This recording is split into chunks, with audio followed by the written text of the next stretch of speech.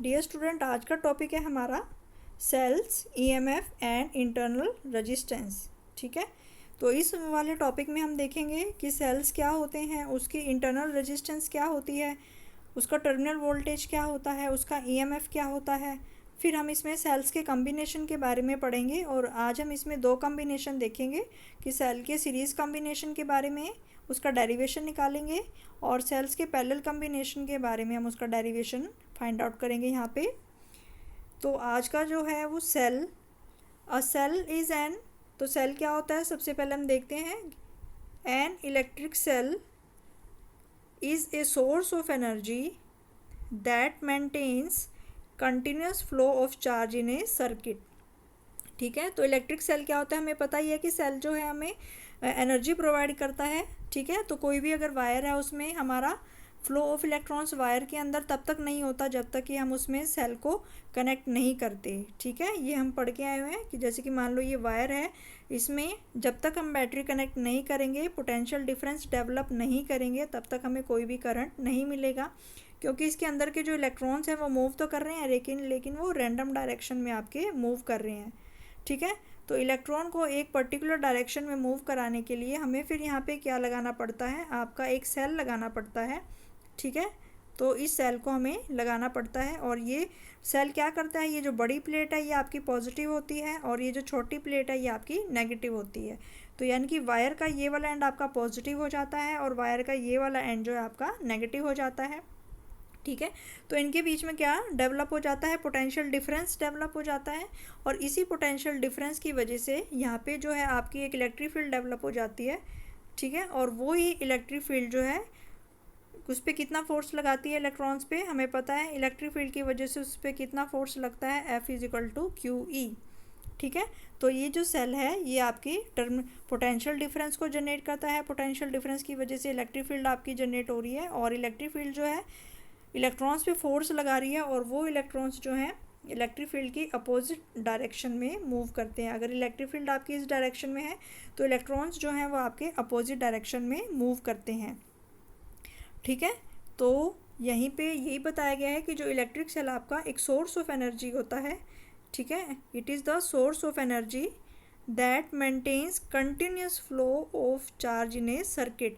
तो जब तक बैटरी हमारी सर्किट में लगी रहेगी तब तक हमें करंट मिलेगा और जैसे ही हम बैटरी हटा लेंगे वैसे ही हमें कोई भी करंट नहीं मिलेगा। ठीक है, तो ये सेल क्या काम करता है, it maintains the continuous flow of charge in a circuit. तो यानी कि चार्ज सर्किट के अंदर चार्ज को कंटिन्यूस फ्लो बनाए रखने के लिए, कंटिन्यूस चार्ज को फ्लो कराने के लिए हमें उसमें क्या कनेक्ट करना पड़ेगा, सेल कनेक्ट करना पड़ेगा, क्योंकि जब तक सेल रहेगा तब तक हमें चार्ज मिलेगा और तब तक चार्ज आपका फ्लो करेगा और हमें करंट मिलेगा और जैसे ही आप सेल हटा लोगे वैसे ही आपका फ्लो ऑफ चार्ज जो है वो रुक जाएगा और आपको कोई भी करंट नहीं मिलेगा। और इलेक्ट्रिक चार्ज जो है इलेक्ट्रिक सेल जो है वो किसको किस में कन्वर्ट करता है, electric cell changes chemical energy into electrical energy.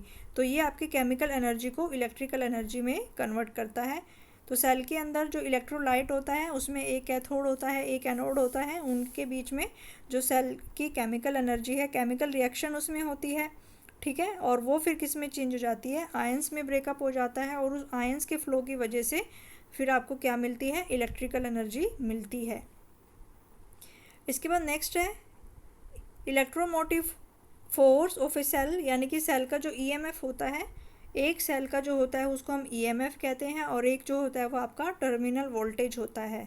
तो सेल का जो ईएमएफ होता है उसको हम कैपिटल ई से लिखते हैं और ईएमएफ का पूरा नाम होता है इलेक्ट्रोमोटिव फोर्स। तो ईएमएफ का जो पूरा नाम होता है उसको हम कहते हैं इलेक्ट्रोमोटिव फोर्स। ठीक है, इलेक्ट्रोमोटिव फोर्स अब हम देखते हैं ये क्या होता है। Electric cell has to do work in maintaining the current through a circuit.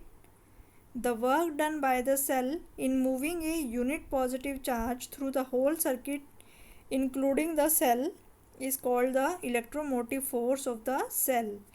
तो इसमें यही कहा है कि चार्ज को पूरे सर्किट के अंदर फ्लो कराने के लिए कितना वर्क डन करना पड़ता है उसी को ही हम इलेक्ट्रोमोटिव फोर्स कहते हैं।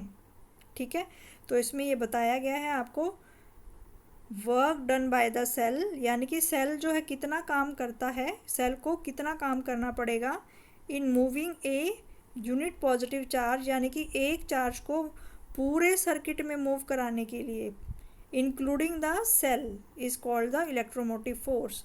जैसे कि मान लो यहाँ पे ये कोई सेल है, ठीक है, इस सेल में ये आपने एक सर्किट जोड़ा हुआ है ऐसे, ठीक है, तो यहाँ से आपका करंट फ्लो करेगा, ठीक है, तो मान लो यहाँ से कोई आपका चार्ज क्यू या इलेक्ट्रॉन जा रहा है, ठीक है, तो यहाँ से कोई भी आपका चार्ज आ रहा है, तो इस सेल यहाँ से यहाँ तक ले जाने में, फिर यहाँ से यहाँ तक ले जाने में, फिर यहाँ से यहाँ तक ले जाने में, फिर यहाँ से यहाँ तक ले जाने में, फिर यहाँ से यहाँ तक ले जाने में, और पूरे सर्किट के साथ साथ सेल के अंदर भी ले जाना है, ठीक है, तो पूरे सर्किट के साथ साथ कि उस चार्ज को पूरे सर्किट में फ्लो कराने के लिए, और उसमें सेल भी इंक्लूडेड है, और उस चार्ज को सेल के अंदर भी मूव कराने के लिए, तो कितना वर्क डन करना पड़ेगा, उसी को ही हम सेल का क्या कहते हैं, इलेक्ट्रोमोटिव फोर्स कहते हैं, और इसका शॉर्ट नेम होता है आपका ईएमएफ, ठीक है।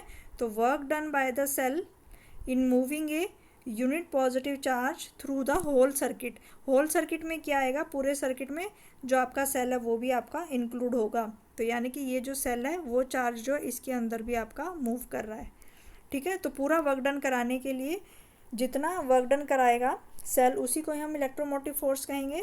तो अब हम देखते हैं, if during the flow of q coulomb of charge in an electric circuit work done by the cell is w, then EMF of the cell will be, तो ईएमएफ का फॉर्मूला क्या आएगा, w बाय q, ठीक है। तो यानी कि charge आपका कितना फ्लो कर रहा है, q कूलम ऑफ चार्ज आपका फ्लो कर रहा है, और वर्क डन कितना हो रहा है आपका, w वर्क डन हो रहा है, ठीक है। तो यहाँ से जो ईएमएफ की वैल्यू आएगी, ईएमएफ क्या होता है आपका, पोटेंशियल डिफरेंस, इसको हम पोटेंशियल भी कह सकते हैं एक तरह से। तो हमें जैसे पता है कि पोटेंशियल की वैल्यू किसके बराबर होती है आपकी, w बाई क्यू के बराबर होती है, तो ऐसी ईएमएफ की वैल्यू किसके बराबर आएगी आपकी, w बाई क्यू के बराबर आएगी, ठीक है। तो ईएमएफ ऑफ द सेल किसके बराबर आएगा आपका, EMF of the cell is equal to w by Q. इसी तरीके से हम इसका यूनिट निकाल सकते हैं, तो w का जो यूनिट होगा ये आपका जूल होता है, और चार्ज का क्या होता है, ये आपका कूलम होता है। तो ईएमएफ ऑफ द सेल का जो एसआई यूनिट आएगा वो किसके बराबर होता है, वोल्ट के बराबर, क्योंकि हमें पता है कि v is equal to W by Q, तो v का किसके बराबर होगा, वोल्ट के बराबर, और जूल पर कूलम जो होगा वो भी आपका वोल्ट के बराबर होगा। फिर इसमें बताया गया है कि ईएमएफ आपका 1 वोल्ट कब होगा, कि अगर आपका 1 कूलम चार्ज फ्लो कर रहा है, ठीक है, और work done by the cell is 1 joule, then the EMF of the cell is 1 volt, ठीक है। यानी कि 1 कूलम चार्ज को फ्लो कराने के लिए अगर आपको 1 जूल का वर्क डन करना पड़ता है, तो जो सेल का ईएमएफ होगा वो आपका 1 वोल्ट का होगा, ठीक है। तो यानी कि 1 कूलम चार्ज को सर्किट में मूव कराने के लिए अगर आपको 1 जूल का काम करना पड़ता है, तो ईएमएफ की वैल्यू कितनी होगी आपकी, 1 वोल्ट के बराबर होगी, ठीक है। तो ये था आपका ईएमएफ कि पूरे सर्किट में सेल को कितना वर्क डन करना पड़ता है, चार्ज को पूरे सर्किट में मूव कराने के लिए, इंक्लूडिंग द सेल। तो ई हमने देखा अब w बाई क्यू के बराबर होता है, ठीक है। तो नेक्स्ट है इसमें फिर सेल का जो इंटरनल रजिस्टेंस है वो आपका क्या होता है, तो next is the internal resistance of a cell.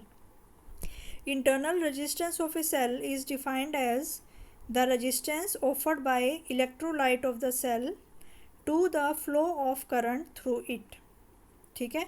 तो सेल की जो इंटरनल रेजिस्टेंस क्या होती है, it is the resistance offered by the electrolyte of the cell to the flow of current through it, ठीक है। क्योंकि इसमें हमने देखा कि जैसे अभी हमें पता है कि जो सेल होता है उसका अगर हम थोड़ा सा रफ वाला देखें तो सेल ऐसे होते हैं आपका, इसके अंदर जो है आपका इलेक्ट्रोलाइट भरा होता है, कोई भी सॉल्यूशन जो है वो भरा होता है आपका, ठीक है। और एक जो होता है इसमें कैथोड होता है, एक जो है आपका एनोड होता है।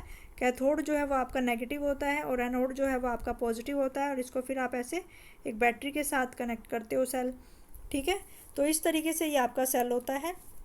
तो यानी कि जब ये आयंस इस इलेक्ट्रोलाइट में से मूव करते हैं, ये अगर हम इसको थोड़ा सा बड़ा बनाएं तो मान लो इसके अंदर आपका कोई भी इलेक्ट्रोलाइट आपका फिल है, ठीक है। तो यानी कि यहाँ पे मान लो ये सारे रीजन में आपका इलेक्ट्रोलाइट फिल है यहाँ पे सेल के अंदर। तो यहाँ पे जब करंट इसमें पास करता है तो इसका जो ये है आपका इलेक्ट्रोलाइट ये आयोनाइज हो जाता है। मान लो कॉपर सल्फेट का है तो ये आपका Cu2+ और SO4 2 नेगेटिव में जो है इसमें जो आयंस हैं वो आपके बन जाते हैं। फिर वो आयंस आपके मूव करते हैं और उनके मूवमेंट से फिर आपको करंट मिलता है। ठीक है, तो यानी कि ये वाले आयंस जब आपके यहाँ पे मूव कर रहे हैं या कोई चार्ज आपका यहाँ पे मूव कर रहा है तो ये जो लिक्विड है ये लिक्विड भी क्या करता है, ये जो इलेक्ट्रोलाइट है ये भी क्या जो चार्ज के फ्लो को क्या करता है, ये अपोज करता है।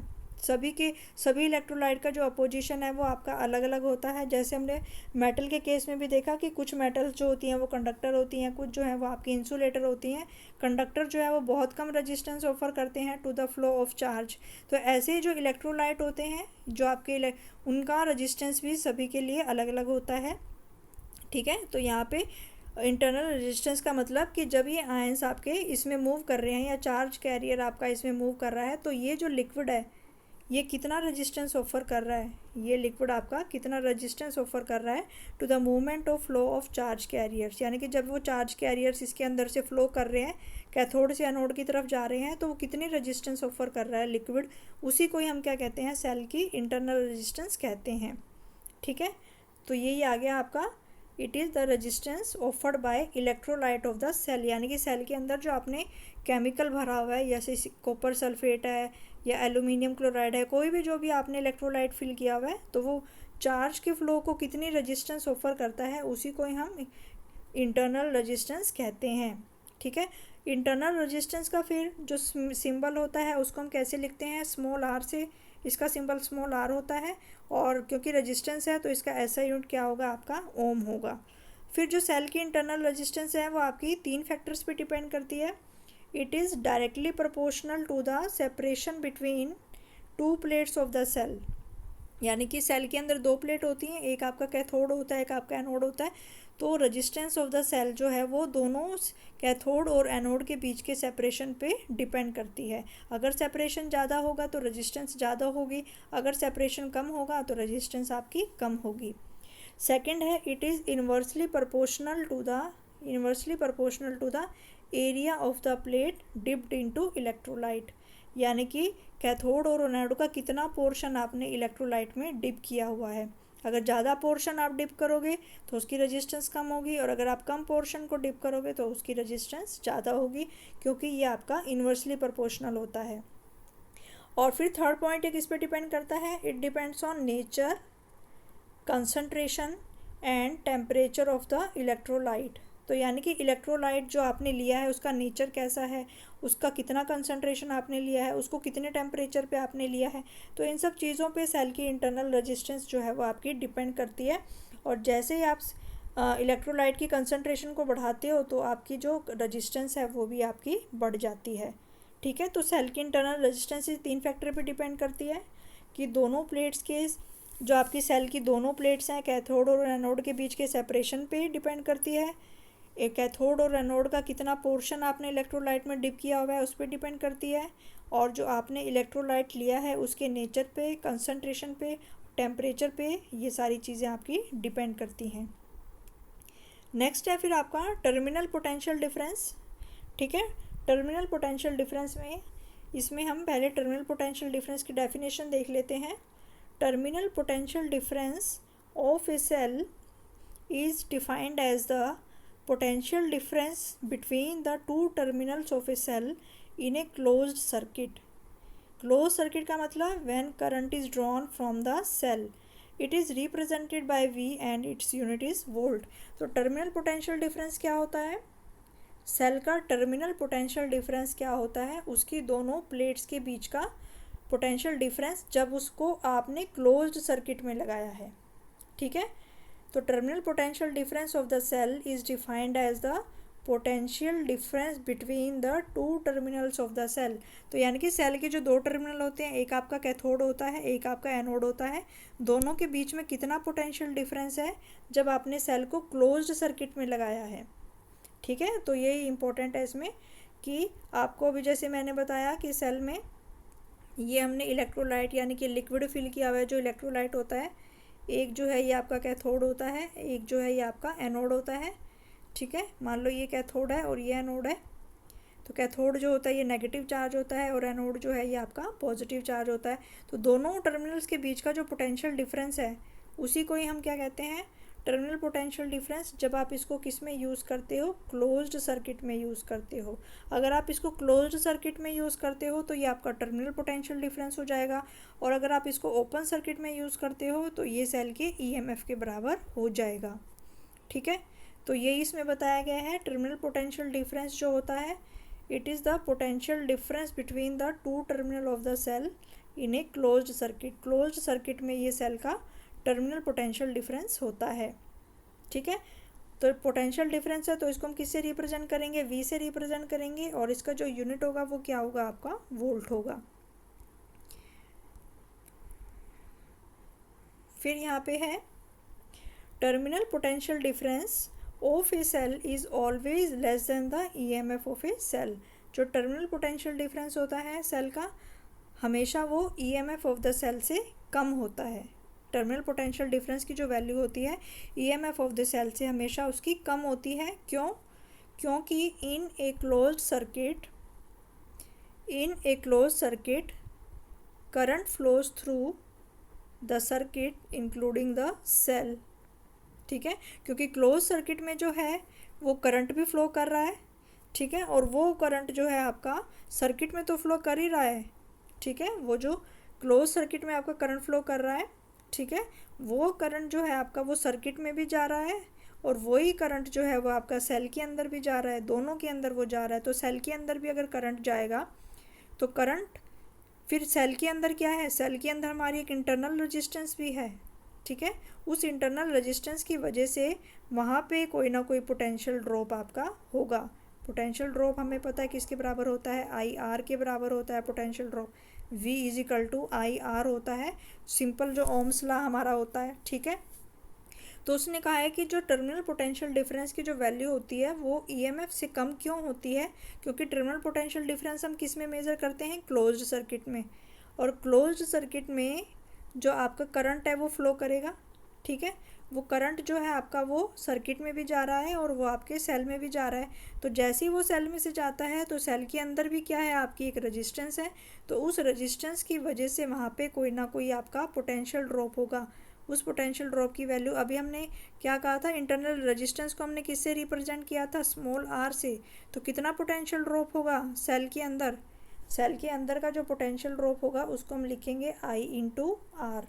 तो इतना पोटेंशियल ड्रॉप जो है वो सेल के अंदर हो जाएगा, और बाकी का बचा हुआ फिर वो आपका सर्किट के अंदर होगा।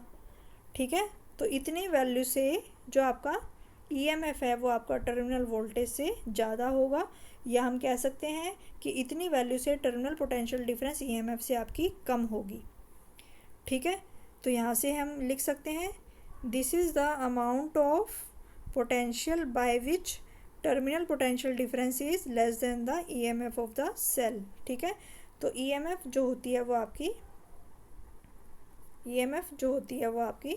ग्रेटर देन होती है टर्मिनल पोटेंशियल डिफरेंस से, टर्मिनल वोल्टेज से जो है वो आपकी ज़्यादा होती है। कितना अमाउंट ज़्यादा होती है, आई इंटू आर अमाउंट जो है वो आपकी ज़्यादा होती है। ठीक है, अब नेक्स्ट इसमें दिया गया है relation between terminal potential difference, EMF and internal resistance of a cell. तो इसमें हमें निकालना है रिलेशन, हमें निकालना है टर्मिनल पोटेंशियल डिफरेंस। अभी हमने निकाला टर्मिनल पोटेंशियल डिफरेंस क्या होता है, सेल के दोनों टर्मिनल्स के बीच का पोटेंशियल, कैथोड और एनोड के बीच का पोटेंशियल जब हम उसको क्लोज सर्किट में लगाते हैं।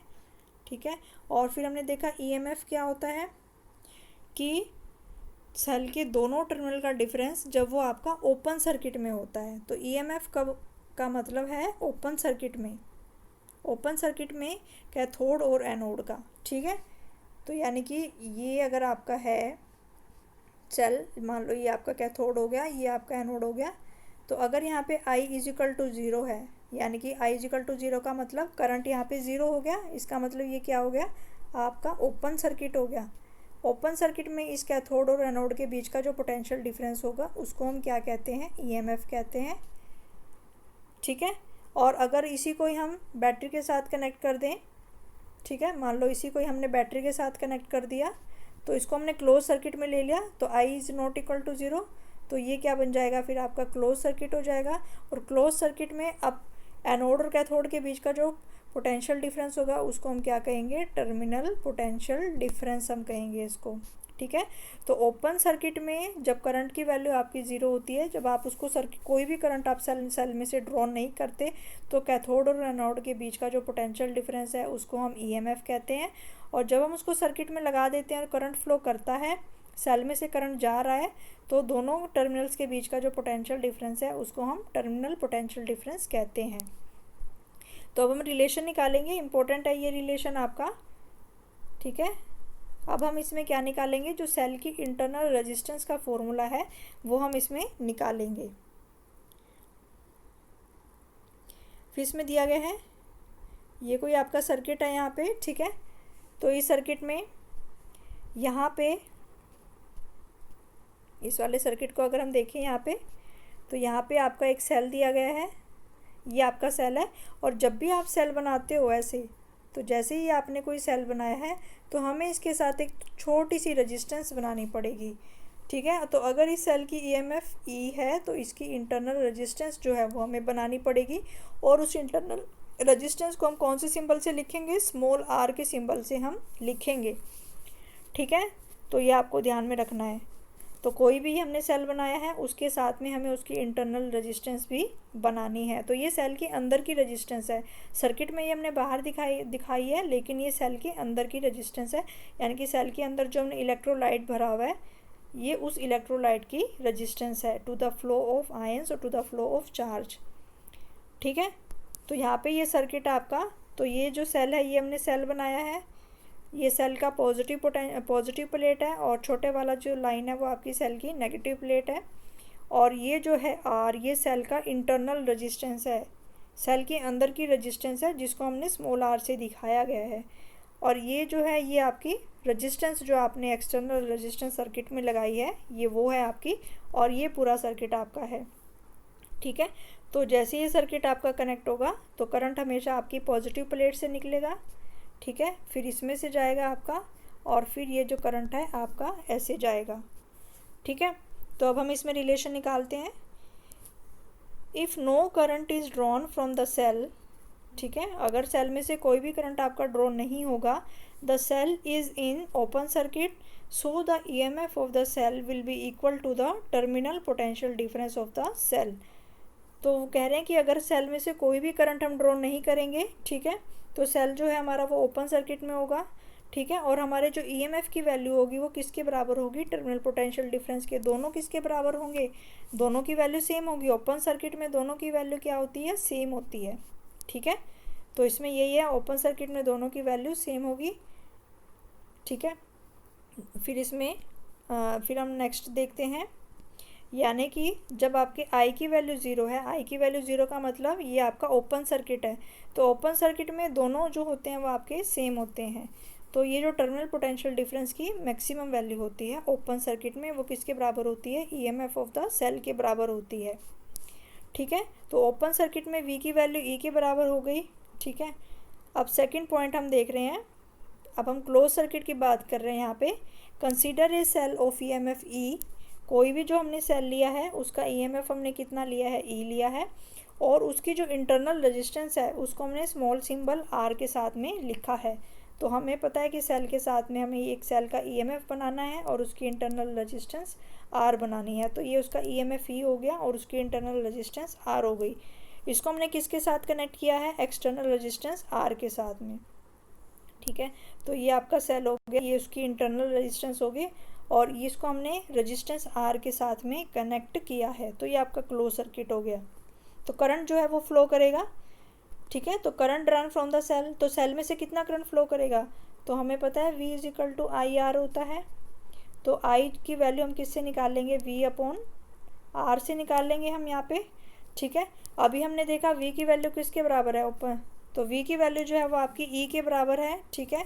और R जो है वो यहाँ पे दो रेजिस्टेंस है, ठीक है, एक रेजिस्टेंस ये है और एक रेजिस्टेंस ये है। तो सर्किट की टोटल रेजिस्टेंस कितनी हो जाएगी आपकी, R प्लस आर। तो ये रेजिस्टेंस आपकी हो जाएगी यहाँ पे, ठीक है। तो रेजिस्टेंस की जगह हम ये वाली वैल्यू पुट करेंगे और V की जगह हम ये वाली वैल्यू पुट करेंगे यहाँ पे, ठीक है। तो यहाँ पे हम देखते हैं, ठीक है।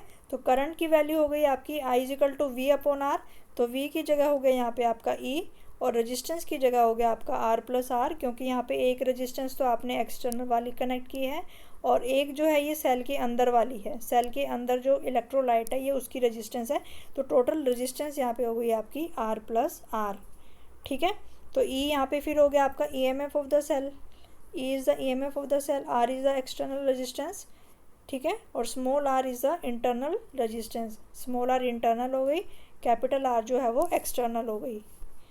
इसके बाद ओम्स लॉ हो गया आपका V is equal to IR, और अगर हम I की वैल्यू निकालें वो किसके बराबर आएगी आपकी V बाय R। तो ये जो है ये आपकी सेकंड इक्वेशन है, ठीक है। ये जो है ये आपकी सेकंड इक्वेशन है। अब हम इसको किसके साथ कंपेयर करेंगे, I इज इक्वल टू, यहाँ से ये जो इक्वेशन आपकी V बाय R वाली इक्वेशन को हम इसके साथ कंपेयर करेंगे, तो E upon I by R, ठीक है। तो V बाय R की वैल्यू जो हम यहाँ पे पुट कर देंगे equation number 1 and equation number 2। तो ये आपकी इक्वेशन नंबर 1 है, I इज इक्वल टू, तो ये दोनों इक्वेशंस को हम कंपेयर कर रहे हैं, ठीक है। तो यहाँ पे है आपकी I is equal to E upon R plus R, ठीक है। और यहाँ पे I है आपका V बाय R, तो दोनों को हमें कंपेयर करना है। तो यहाँ पे I की वैल्यू कितनी हो गई आपकी V बाय R, और यहाँ पे I की वैल्यू कितनी हो गई आपकी E upon R plus R। तो दोनों जो I की वैल्यू हैं वो हमें यहाँ पे कंपेयर करनी है। यहाँ पे I की वैल्यू आपकी V बाय R और यहाँ पे इसकी वैल्यू आपकी E upon R plus R। तो दोनों वैल्यूज़ को हम कंपेयर करेंगे, इसको सॉल्व करेंगे, ठीक है। तो यहाँ से जो फिर हमने इसको सॉल्व करके जो आंसर निकाला वो किसके बराबर आएगा, स्मॉल r की वैल्यू हमें निकालनी है। तो स्मॉल r अभी हमने देखा वो किसके बराबर होता है आपका इंटरनल रेजिस्टेंस के। तो ये फॉर्मूला आपका इंपॉर्टेंट है कि जो सेल की इंटरनल रेजिस्टेंस होती है उसको हम कैसे निकाल सकते हैं, E by V minus 1 into R। तो E जो है ये आपका EMF ऑफ द सेल है, V जो है ये आपका टर्मिनल पोटेंशियल है, और कैपिटल R जो है वो आपकी एक्सटर्नल रेजिस्टेंस है जो आपने सर्किट में लगाई है। तो ये सेल का इंटरनल रेजिस्टेंस हम निकाल सकते हैं, ठीक है। तो इस तरीके से हम सेल की इंटरनल रेजिस्टेंस को निकाल सकते हैं और ये फॉर्मूला जो है ये आपका इम्पोर्टेंट है।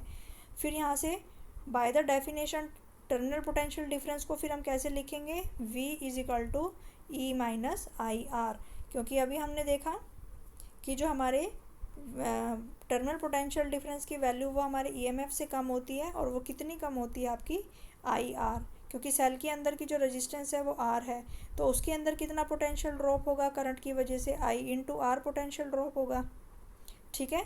तो हमने सप्लाई कितना किया था, हमने सप्लाई कितना जा रहा था आपका E जा रहा था, ओपन सर्किट में कितना था आपका E था, और क्लोज सर्किट में इतना जो है ये आपका सेल के अंदर ड्रॉप हो जाएगा।